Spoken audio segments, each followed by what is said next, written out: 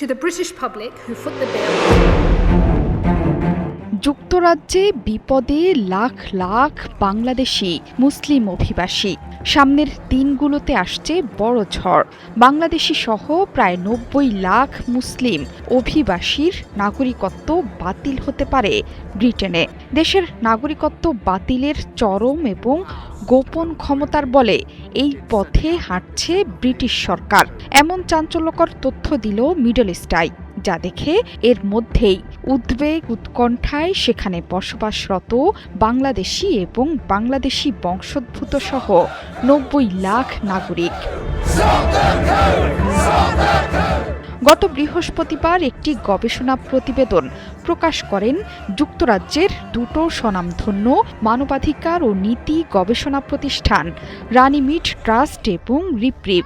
সেখানে বলা হয়েছে, যুক্তরাজ্যে প্রায় ৯০ লাখ মানুষ Which is the world-class cable brand? Walton cables, নিরাপদ আগামী সংযোগ।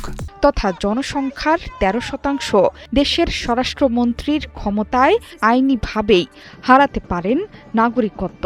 এতে করে দক্ষিণ এশিয়া, মধ্যপ্রাচ্য এবং আফ্রিকার দেশগুলোর সাথে পারিবারিক বা বংশগত সম্পর্ক থাকা নাগরিকদের ওপর ফেলতে চলেছে অসম প্রভাব।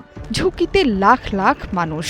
এসব প্রতিষ্ঠান বলছে, নাগরিকত্ব বাতিলের ব্যবস্থা এখন মুসলিমদের ওপর একটি পদ্ধতিগত হুমকি, যাকে উইন্ডরাশ কেলেঙ্কারির সঙ্গে তুলনা করছে সংস্থাগুলো। বাংলাদেশ ছাড়াও এই তালিকায় আছে পাকিস্তান, সোমালিয়া, নাইজেরিয়া, উত্তর আফ্রিকা সহ মধ্যপ্রাচ্যের দেশগুলো।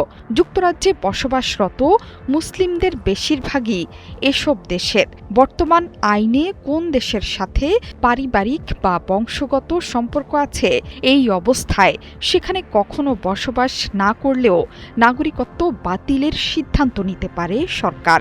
যদিও এই আইন শ্বেতাঙ্গ ব্রিটিশদের জন্য প্রযোজ্য নয়। এ নিয়ে উদ্বিগ্ন মানবাধিকার কর্মীরাও। গবেষণা প্রতিষ্ঠানগুলো বলছে, অশ্বেতাঙ্গ জনগোষ্ঠীর ৫ জনের মধ্যে ৩ জনই নাগরিকত্ব হারানোর ঝুঁকিতে। বাংলাদেশি সহ ৩৩ লাখ এশীয় ব্রিটিশ সবচেয়ে বেশি ক্ষতির সম্মুখীন। বাস্তবে যাদের নাগরিকত্ব বাতিল হয়েছে তাদের অধিকাংশই দক্ষিণ এশিয়া, মধ্যপ্রাচ্য এবং উত্তর আফ্রিকার মুসলিম। ব্রিটেনের এই নাগরিকত্ব বাতিলের হিড়িকে তৈরি হচ্ছে বিপজ্জনক পরিস্থিতি।